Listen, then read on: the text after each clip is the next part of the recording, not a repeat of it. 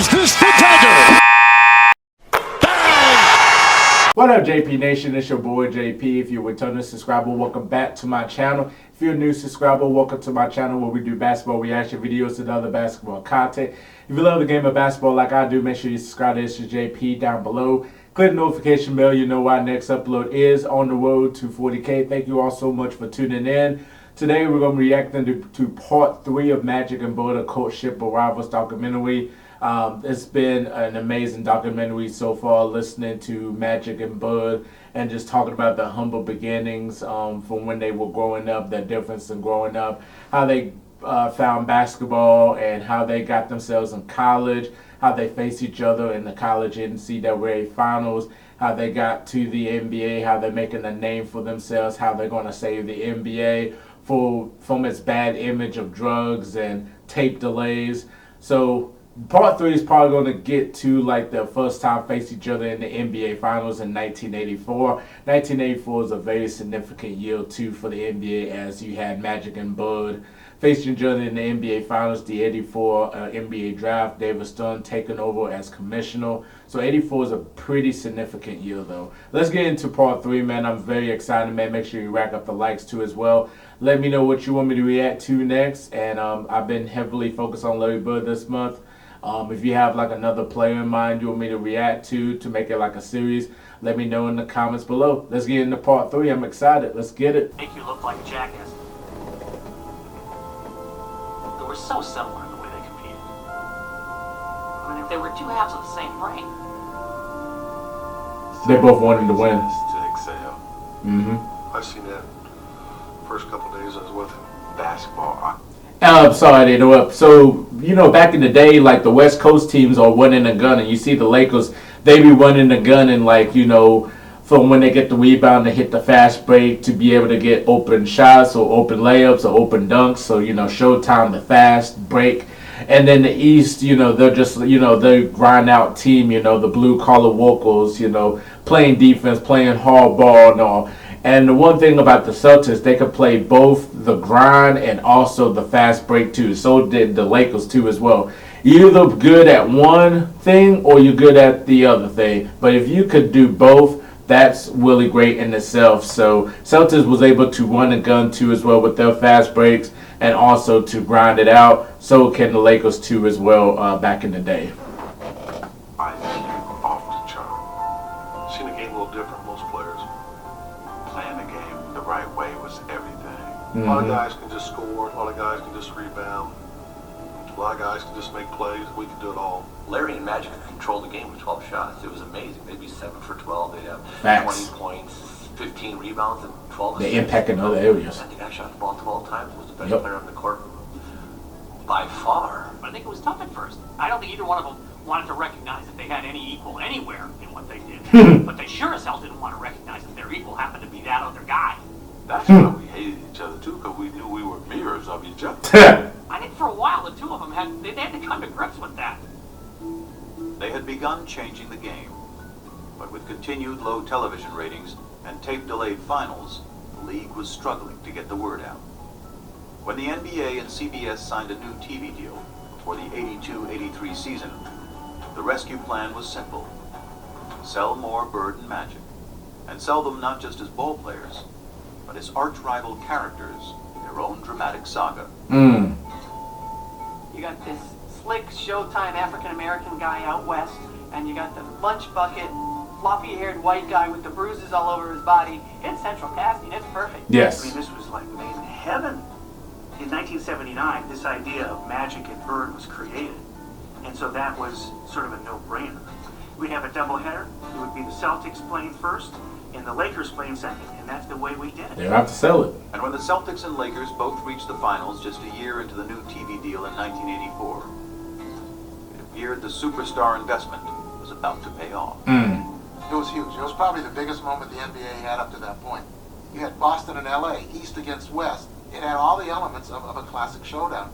Including what was becoming the most inescapable element of all. Did we know that the blacks and whites were lining up? The whites with the Celtics, the blacks with... Of course we knew that. Even in the Celtics' own backyard.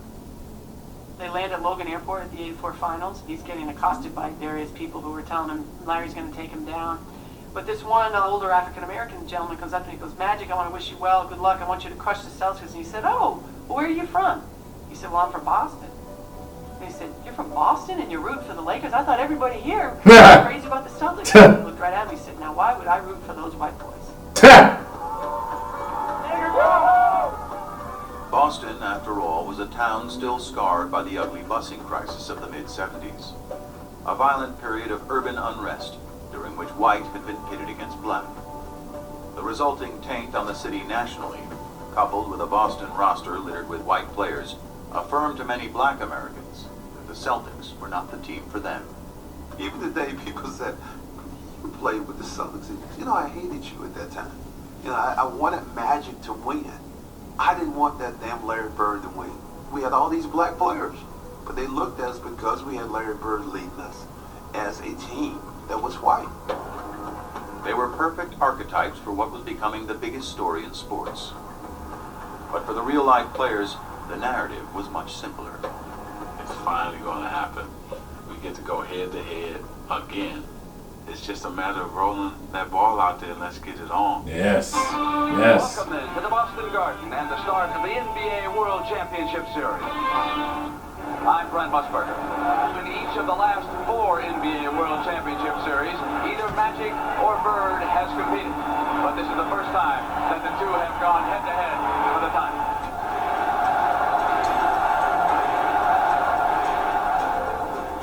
Man, we jumped out on them that first game, and we won in Boston. And with less than a minute to go in Game 2, the Lakers were closing in on a commanding series lead. Anderson stole the ball. From that point on, things began to crumble. Down to 9 seconds. Magic holds the ball. Magic trying to work on Maxwell. Magic has still got it down to 2 seconds. 1 second. He's going to have to shoot it. Oh yeah, too late. Cheesy Johnson dribbling the timeout. What are you doing? The Lakers regained their stride in Game 3, only to be rudely knocked off it again in Game 4. The clothesline. Yep.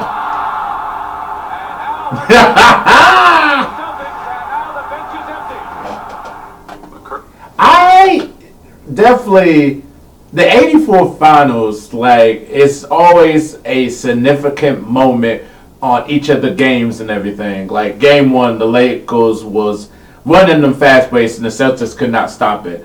Game 2, Jerry Henderson steals the ball. Magic Johnson just dribbles when time ran out. James Worthy with that bad turnover. Game 3, Lakers take advantage. Game 4, Kurt Rambis getting clotheslined by Kevin McHale and Robert Parrish. And I think Game 3 was that same game when Larry Bird called his team a bunch of wussies. Yeah, and then Game 4, they kind of changed. They had to get an edge. So there's always significant moments in each of these games in this series in the '84 finals that is just so memorable. That's why it's like one is recognized as one of the best finals of all time. Kurt Rambis got taken out Clothesline. when he started fighting instead of playing. Yep. Yep. And it made us realize we were not mentally tougher than the Celtics. Magic's just not himself. I'm sure they won't let the time run out as they did in Game 2. Irish steals the ball and the Celtics fall out. There are a number of places where, Irvin didn't do what people expected him to do. Tied at 123. He misses the first. He misses the second one. Yep. Johnson misses the both. Celtics want a timeout. Respondent Magic Johnson Damn. goes to the bench. Bird turnaround hit.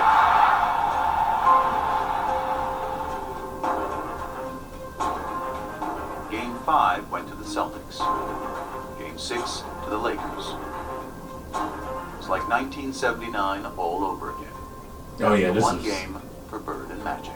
If everybody had to look at it, probably would have said this is going to be a 7-game series. I thought we'd sweep them in 4, but it's a little bit longer. Now we just have to do it in 7. That's the only time I ever felt that. There ain't no way they're walking out here with a win. No way. Lebron with that dunk. Yep.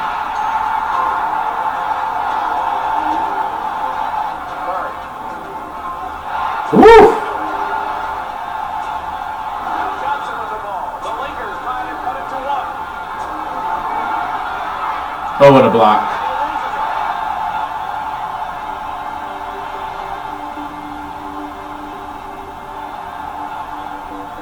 Celtics win. The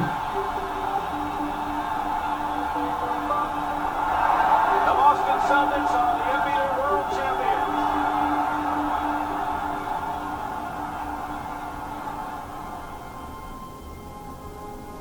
I pride myself in being the guy who's going to win it for us and deliver under pressure.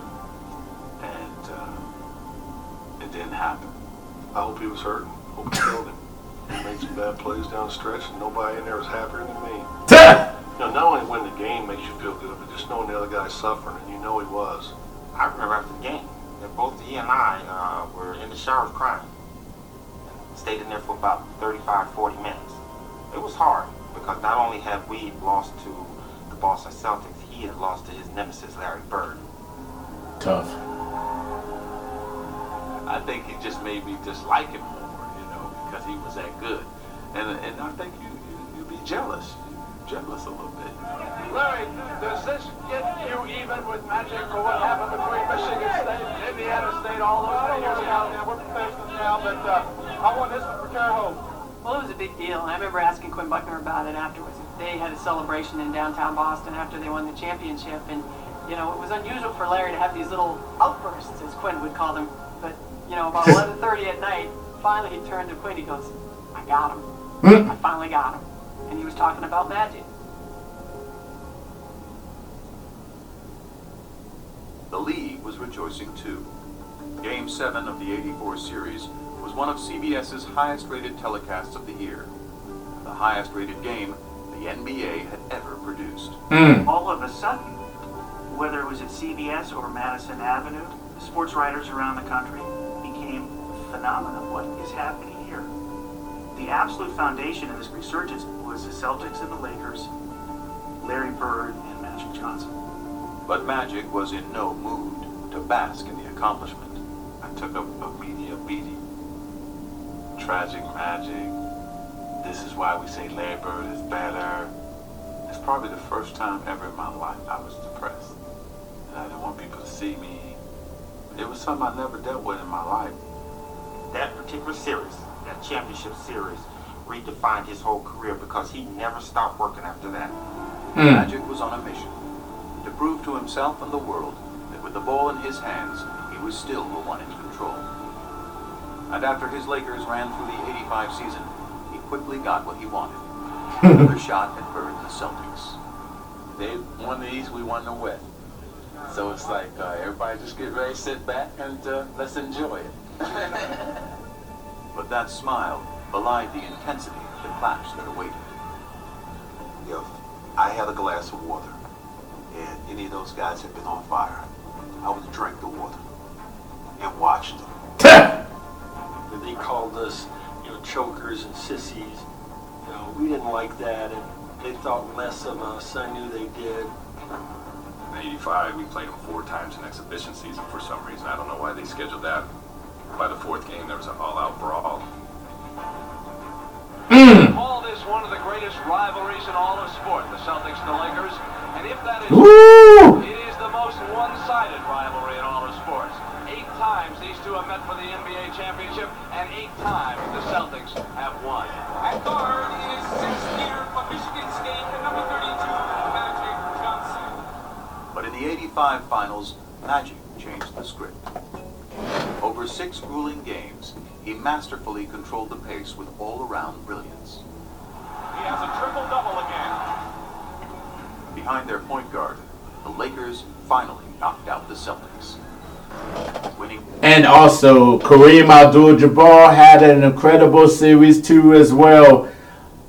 Just saying, they haven't talked about it. The Memorial Day Massacre where the Celtics destroyed the Lakers on Memorial Day, just like badly.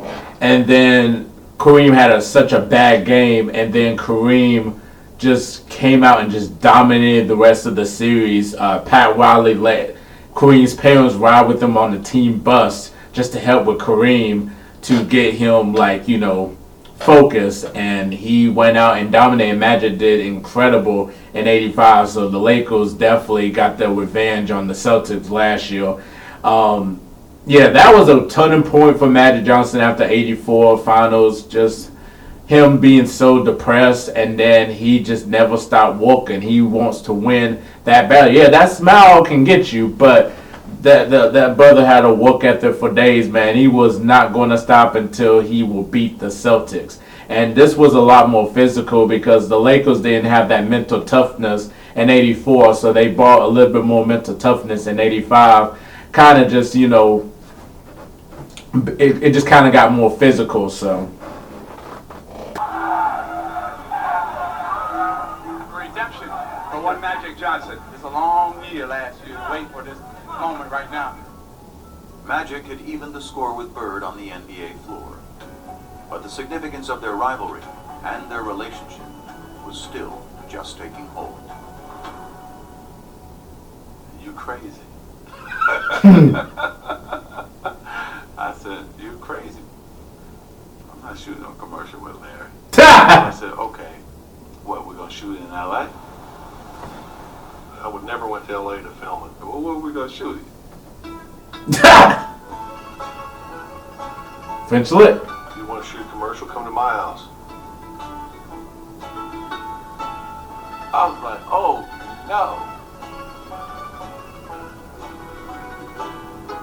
One stoplight. I thought Lansing was small. I think the plan was, I'm going to go here, I'm going to do what I'm supposed to do, and I'm trying to get up out of here. My plan was that.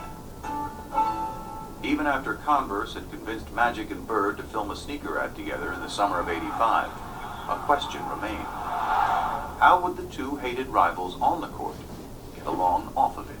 Good question. I don't know how he's going to react. I don't know how I'm going to react. We didn't even shake hands, so how are we going to do a commercial together?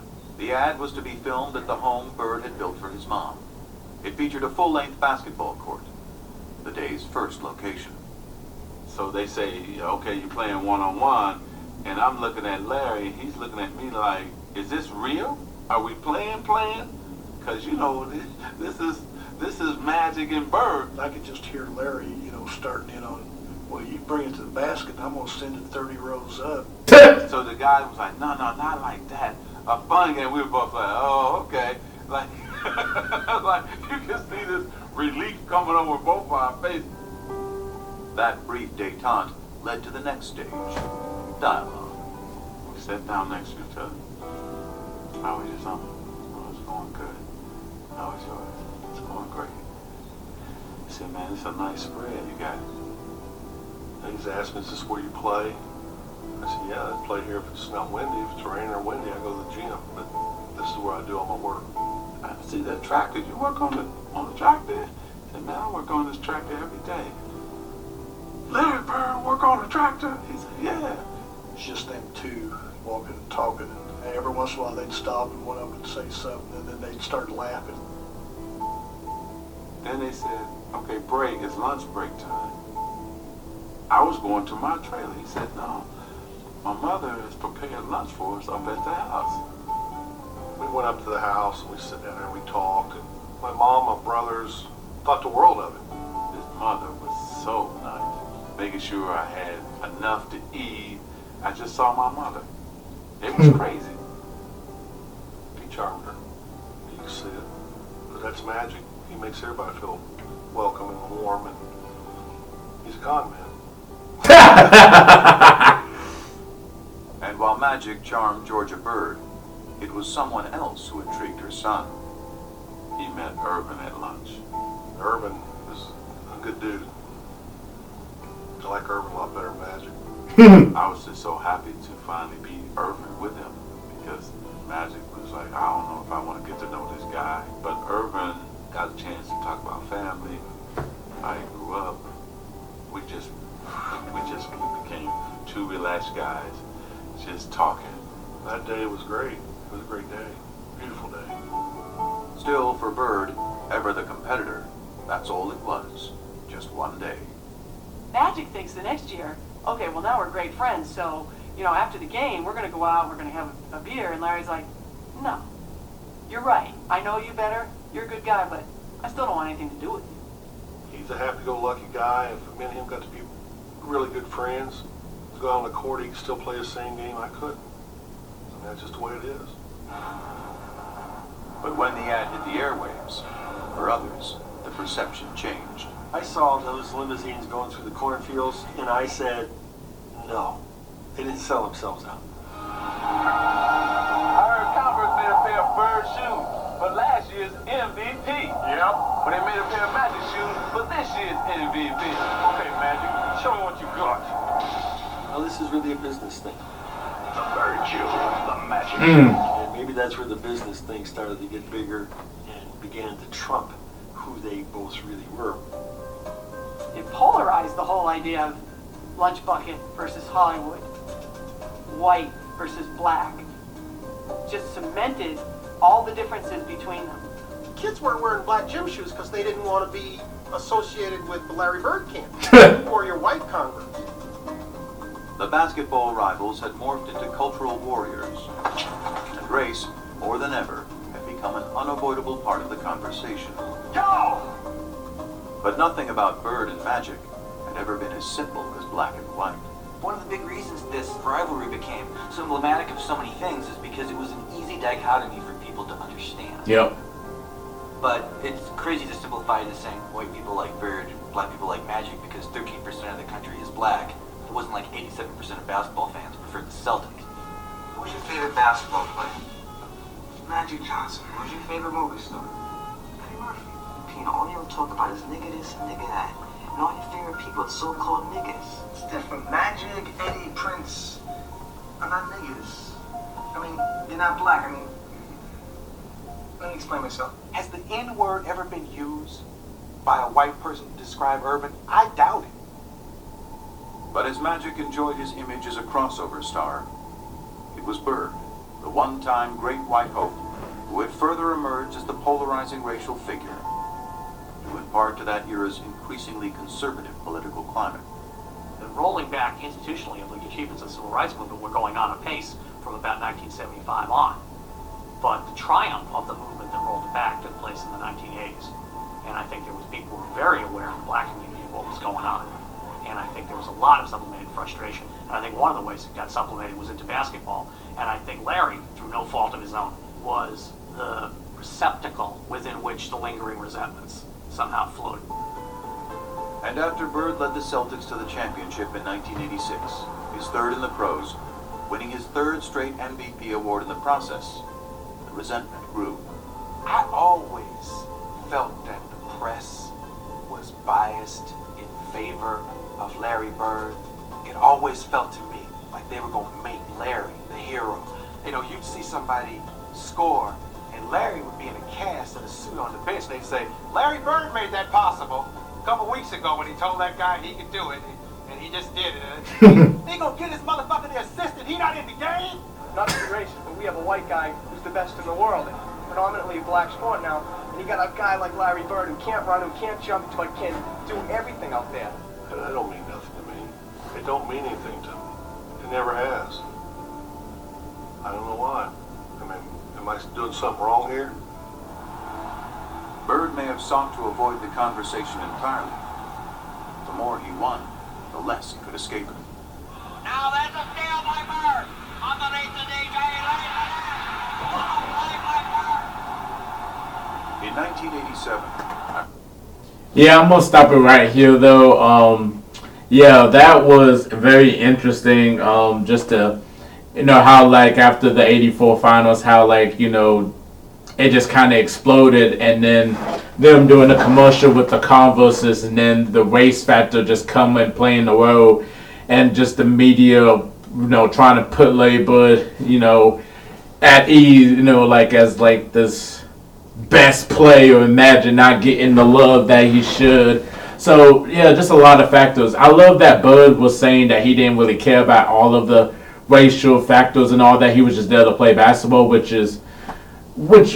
it's Larry Bird at the end of the day, right? And Larry Bird just want to hoop. He don't care about the race dynamics and everything, or Hollywood versus a blue collar worker and all that. That's just for the fans and the media to push upon, though. But it wasn't really like that. And then I'm happy to see them two having a dinner together, doing lunch together while shooting a commercial, getting to know each other, and it's awesome to see two people that would just hated each other because they wanted to win so badly against one another, and then just being able to just have a day where they could just talk and enjoy themselves, which is awesome to see, though. But hell, if they're on the basketball court, they want to kick each other's ass pretty much. So but yeah, like I said, the 84 finals is probably one of the best finals of all time. There's just so many significant moments. The 85 finals, the Lakers got revenge. Like I said, Kareem was dominant that series after he had a awful game one and the media was all over him. And then back to 84 too as well. They haven't really talked about it. Also, another factor was the conditions, in the Boston Garden, where it was just super hot. Like the Lakers locker room was like over 105 degrees. So, there's like rumors of Red Auerbach turning off the air conditioning. So, there's just a lot of significant moments right there. But this documentary has been really good so far. And I'm definitely ready to see part 4. So definitely let me know your thoughts on part 3, and let me know what you want me to react to next. If you have a different player in mind you want me to react to make it like a series, just please let me know in the comments. Make sure you subscribe to ItzJustJP for more content and click the notification bell. You know where our next upload is. On the road to 40K. Thank you all so much for tuning in. I'm JP, and we out of here. Peace.